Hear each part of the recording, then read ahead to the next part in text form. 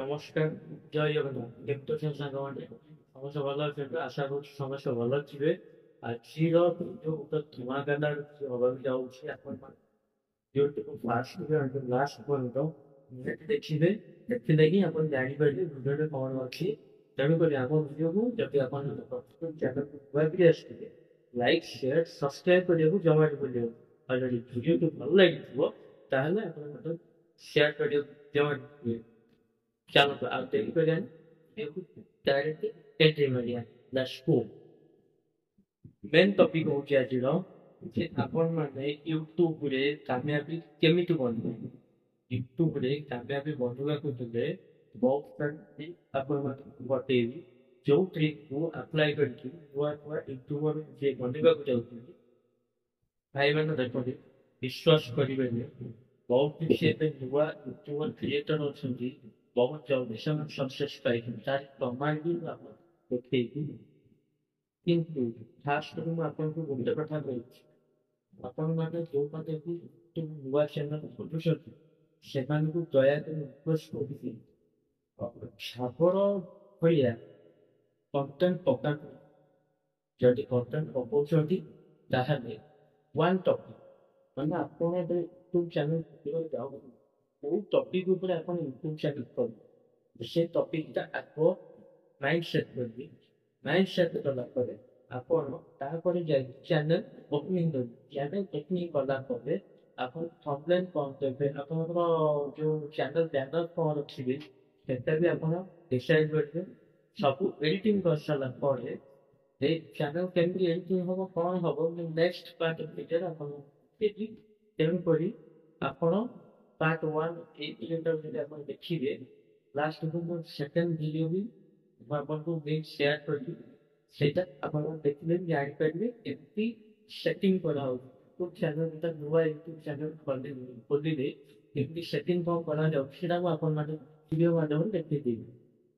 ଭିଡ଼ିଓଟି ଲମ୍ବା ହବ କିନ୍ତୁ ଆପଣମାନଙ୍କୁ ସଠିକ ଜାଣିକାରୀ ମୁଁ ବତେଇବି। ତେଣୁକରି ଭିଡ଼ିଓଟିକୁ କଣ୍ଟିନ୍ୟୁସ୍ ଦେଖନ୍ତୁ, ଆପଣ ଜାଣିପାରିବେ ୟୁଟ୍ୟୁବରେ କେମିତି କ'ଣ ସକ୍ସେସ୍ ପାଆନ୍ତି। ଆଉ ବହୁତ କିଛି ଲୋକ ବି ଅଛନ୍ତି ଯଦି ବି ପାଇବେନି, ଯଦି ପାଇବାର ତାର ବି ରାସ୍ କ'ଣ ଅଛି ସେ ଆପଣମାନଙ୍କୁ ବତେଇବି। ତେଣୁକରି ଭିଡ଼ିଓଟି କଣ୍ଟିନ୍ୟୁ କରନ୍ତୁ। ଦେଖନ୍ତୁ ଆଜ୍ଞା, ଗୋଟେ କଣ୍ଟେଣ୍ଟରେ ଆପଣ ଭାବିଲେ, ଧର ଆପଣ ଭାବିଲେ ଫୁଡ୍ ବ୍ଲଗ୍ କରିପାରିବେ।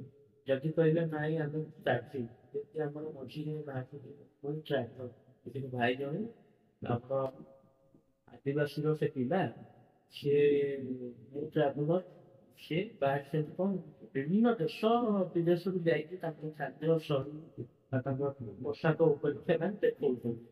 ଠିକ ଅଛି, ସେଇଭଳି ଆପଣ କୋଉ କଣ୍ଟେଣ୍ଟ କରିବେ। ଧର ଆପଣ ଭାବିଲେ ସ୍ପୋର୍ଟସ ଉପରେ, କମେଡି ଉପରେ କରିପାରିବେ। ଆଉ ଯେତେବେଳେ ବି କହିବେ ଯେକୌଣସି କଣ୍ଟେଣ୍ଟକୁ ନେଇକି ଆପଣ କରୁଛନ୍ତି ଭିଡ଼ିଓ, ଫୁଲ୍ ଦମରେ ଆପଣ ପୁରା ସେଥିରେ ହିଁ ରହିବାକୁ ପଡ଼ିବ। କାହିଁକି ଯେକୌଣସି କାମ କରନ୍ତୁ ଭଲସେ କରନ୍ତୁ ଆପଣ ସକ୍ସେସ୍ ନିଶ୍ଚିତ ପାଇବେ। ତା ବୋଲି ନୁହଁ ଯେ ଆପଣ ଅସକ୍ସେସ୍ ହେବେ। ଏମିତି ବି ୟୁଟ୍ୟୁବର ଅଛନ୍ତି, ଇଣ୍ଡିଆରେ ଏମିତି ବି ୟୁଟ୍ୟୁବର ଅଛନ୍ତି 82 ଥର ବି ଅନସକ୍ସେସଫୁଲ ହେଇକି ଆଜିକା ଡେଟ୍ରେ ସେ ସକ୍ସେସଫୁଲ ଅଛନ୍ତି। ଆପଣଙ୍କୁ ଉଦାହରଣ ସ୍ୱରୂପ ଦେବି, crazy YS save. Crazy YS save ଜାଣିଥିବା ଭଲ ହବ। କ୍ରେଜି ୱାଇଏସ୍ ସେଭ୍ ତା ସହ ଆପଣ ଆଉ ଗୋଟେ ଜାଣିଥିବେ ମିଷ୍ଟର ଇଣ୍ଡିଆନ ହ୍ୟାକର। ସେମାନେ ହେଉଛନ୍ତି ଇଣ୍ଡିଆର ଆଜିକା ଡେଟ୍ରେ ଇଣ୍ଡିଆର ଟପ୍ ଲେଭେଲର ୟୁଟ୍ୟୁବର। ଦେଖନ୍ତୁ ସେମାନେ ବି ସକ୍ସେସ୍ ପାଇପାରୁଛନ୍ତି, ଆପଣମାନେ କାହିଁ ସକ୍ସେସ୍ ପାଇପାରିବେ? ନିଶ୍ଚିତ ସକ୍ସେସ୍ ପାଇବେ। ସକ୍ସେସ୍ ପାଇବେ ବୋଲେ ଆପଣ ସେ ସହି ତରିକାରେ ମେହନତ କରିବାକୁ ପଡ଼ିବ। ମେହନତ ନ କଲେ ଆଜିକାଲି କେହି ସକ୍ସେସ୍ ପାଇପାରିବେ ନାହିଁ। ଇଏ ହେଉଛି କ୍ରେଜି ୱାଇଏସ୍ଏଲ୍, ଯେଉଁଟା ମୁଁ ପୂର୍ବରୁ କହିଥିଲି। ଦେଖନ୍ତୁ ତା ସବସ୍କ୍ରାଇବର କେତେ, ଭିଉର୍ସ କେତେ। ତାପରେ ଇଏ ହେଉଛନ୍ତି ଆମର ମିଷ୍ଟର ଇଣ୍ଡିଆନ୍ ହ୍ୟାକର। ଦେଖନ୍ତୁ ୟାଙ୍କର କେତେ ସବସ୍କ୍ରାଇବର, କେତେ ଭିଉର୍ସ। ତାପରେ ଇଏ ହେଉଛନ୍ତି ଆମର ଓଡ଼ିଆର ଏବେ ରିସେଣ୍ଟଲି ରାଜୁ ଅଟୋବାଲା ଲାଇଫ୍ ଷ୍ଟାଇଲ୍, ଯେଉଁଟା ଏବେ ରିସେଣ୍ଟଲି ଭାଇରାଲ୍ ହେଉଛି, ଯେଉଁଟାକି ଆପଣମାନଙ୍କୁ ଦେଖାଇ ଦେଉଛି ତାଙ୍କର କେତେ ଭିଡ଼ିଓ ଛାଡ଼ିଛନ୍ତି। ଖୁବ୍ କମ୍ 67 ଭିଡ଼ିଓରେ ସେମାନେ କେତେ ଭାଇରାଲ୍ ହେଉଛନ୍ତି। କ'ଣ ପାଇଁ? ତାଙ୍କର କଣ୍ଟେଣ୍ଟଟା ହେଉଛି ବେଷ୍ଟ। ଯେଉଁ କଣ୍ଟେଣ୍ଟଟା ଲୋକମାନଙ୍କୁ ମାନେ ପପୁଲାର କରିପାରୁଛି, ସେଇଟା ହେଉଛି ମେନ୍। ଦେଖନ୍ତୁ, ତାପରେ ଆପଣ ଯେକୌଣସି ବି କଣ୍ଟେଣ୍ଟ ଛାଡ଼ନ୍ତୁ କିନ୍ତୁ ପପୁଲାର ହେବା ଦରକାର।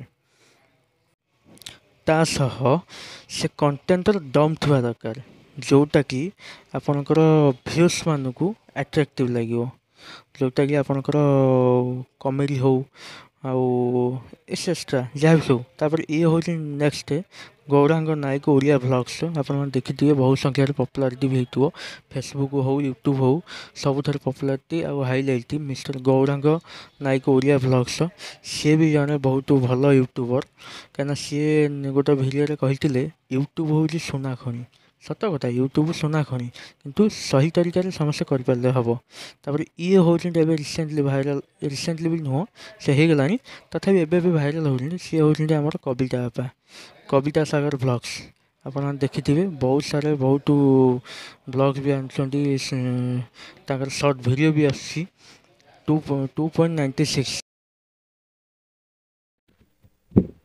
ହଁ, ଏଥିରୁ ଜଣାପଡ଼ୁଛି ଯେ ୟୁଟ୍ୟୁବରେ ସକ୍ସେସ୍ ପାଇବା ହେଲେ କେତେ ମେହନତ ଦରକାର, ଟାଇମିଂ କେତେ ଦରକାର। କିଛି ଲୋକଙ୍କର ଜଲ୍ଦି ହେଉଛି, କିଛି ଲୋକଙ୍କର ବହୁତ ଦିନ ଲାଗୁଛି। କିଛି ପ୍ରୋବ୍ଲେମ୍ ନୁହେଁ ଭାଇ, 5 ବର୍ଷ 10 ବର୍ଷ ଟାଇମ୍ ଦିଅ, ମୁଁ ସକ୍ସେସ୍ ନିଶ୍ଚିତ ଭାବରେ ପାଇବି, ଏଥିରେ କିଛି ଡାଉଟ୍ ହିଁ ନାହିଁ। ତେଣୁକରି ଏଇଭଳି ଭିଡ଼ିଓ ପାଇବାକୁ ହେଲେ ଆପଣ ଆମ ଚ୍ୟାନେଲକୁ ଲାଇକ୍ ଓ ସବସ୍କ୍ରାଇବ୍ କରି ଦେବାକୁ ଭୁଲିବେନି। ପୁଣି ଦେଖା ହେବ ନେକ୍ସଟ ଭିଡ଼ିଓ।